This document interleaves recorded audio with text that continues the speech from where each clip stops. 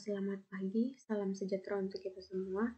Terima kasih atas kesempatan yang telah diberikan kepada saya. Untuk mempersingkat waktu, saya akan langsung membacakan hasil pekerjaan saya, yaitu mengenai merancang suatu sistem konsep analisis pada rumah sakit.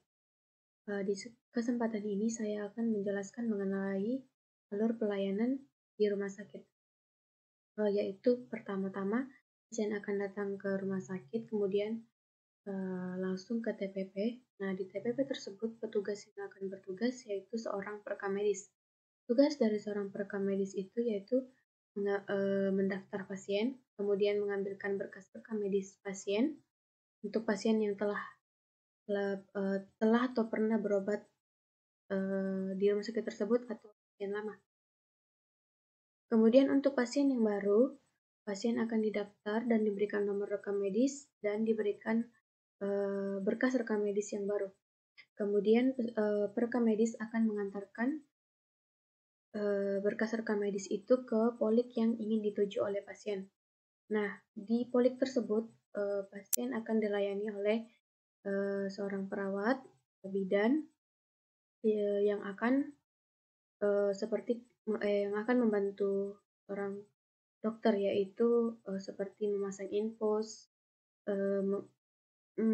melakukan nebul untuk pasien yang sesak nafas, mengecek suhu pasien, melakukan tensi untuk pasien.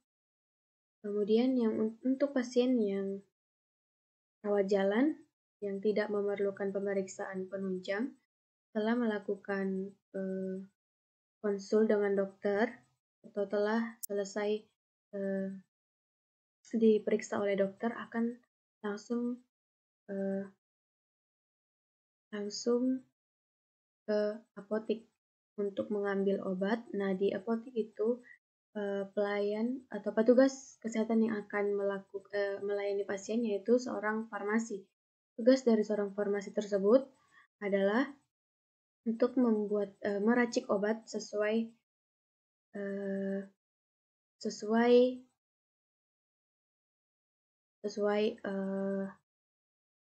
resep yang telah diberikan dokter tadi. Kemudian setelah telah diberikan obat, pasien langsung membayar dan kemudian pasien pulang. Dan untuk pasien yang dianjurkan untuk melakukan pemeriksaan penunjang, akan dianjurkan untuk ke lab. Nah, di lab pasien akan dilayani oleh seorang petugas analisis kesehatan. Nah, tugas dari seorang petugas analisis kesehatan yaitu akan memeriksa darah lengkap pasien, seperti memeriksa darah lengkap pasien, mengecek dahak, kemudian mengecek feses pasien, atau melakukan ronsen. Kemudian setelah hasilnya keluar, pasien akan dianjurkan untuk mengambil obat di apotik. Nah, di apotik itu pasien akan dilayani oleh petugas farmasi. Nah, petugas farmasi yang akan meracik obat sesuai resep dokter tadi. Nah, kemudian setelah melakukan pembayaran, pasien akan pulang. Dan untuk pasien rawat yang dianjurkan untuk rawat inap oleh dokter akan kembali ke TPP rawat inap. Nah, di sana di TPP rawat inap pasien akan dilayani oleh perekam medis. Nah, tugas dari perekam medis itu di rawat inap itu yaitu mengisi berkas rekam medis yang akan dibutuhkan selama pasien dirawat. Kemudian perekam medis juga akan memberikan gelang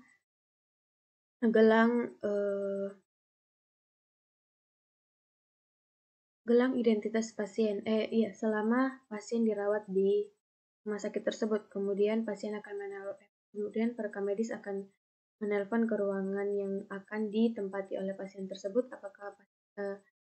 apakah ruangannya telah siap untuk ditempati. Nah, kemudian pasien akan dibawa ke ruang perawatan. Nah, selama pasien dirawat, pasien akan dilayani atau diberikan pelayanan kesehatan oleh perawat. Nah, perawat tugasnya itu di sana yaitu memberikan obat atau mengganti infus, mengecek suhu pasien, kemudian mengganti infus yang telah habis, eh, atau memasukkan obat lewat infus. Itu perawat yang akan itu akan bertanggung jawab. Nah, selama pasien juga dirawat, setiap harinya dokter akan mengunjungi pasien secara bergantian untuk mengecek pasien, mengecek keluhan pasien atau mengecek keadaan pasien. Apakah pasien sudah boleh pulang atau masih dianjurkan untuk rawat inap. Nah, setelah selesai rawat inap, pasien akan melakukan pembayaran dan setelah itu pasien pulang. Dan jika semua telah selesai dan misalnya dari setiap misalnya rawat jalan, nah kemudian petugas yang akan setelah pasien pulang, nah kemudian tugasnya perekam medis lagi yaitu mengambil rekam medisnya, perawat akan mengantarkan dan perekam medis akan menginput lagi ke dalam komputer dan menyimpan lagi kembali dokumen berkas rekam medisnya ke dalam rak penyimpanan. Dan untuk pasien yang rawat inap, berkas rekam medisnya akan dikembalikan oleh perawat maksimal setelah pasien pulang 1 kali 24 jam. Nah, setelah pasien pulang, berkas rekam medisnya akan assembling, yaitu diatur kembali sesuai urutannya. Terus setelah di-assembling, akan dilakukan coding. Nah, setelah dilakukan coding itu, akan dianalisis kembali lagi oleh petugas perekam medis. Apakah setiap berkas rekam medisnya sudah lengkap, seperti misalnya nama pasien sudah diisikah di berkas rekam medis, setiap lembaran berkas rekam medisnya. Seperti nama, tanggal lahir, terus ruangan di mana pasien telah dirawat itu apakah sudah diisi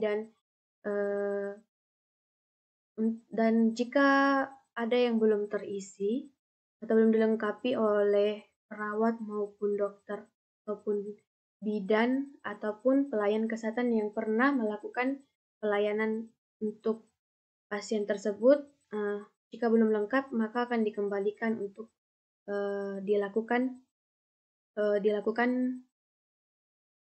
kelengkapan lagi oleh setiap pelayan kesehatan yang belum melengkapinya. Nah, mungkin sekian dari saya yang bisa saya jelaskan. Saya ucapkan terima kasih. Dan jika ada kurang dan lebihnya, mohon dimaafkan. Sekian dari saya. Terima kasih.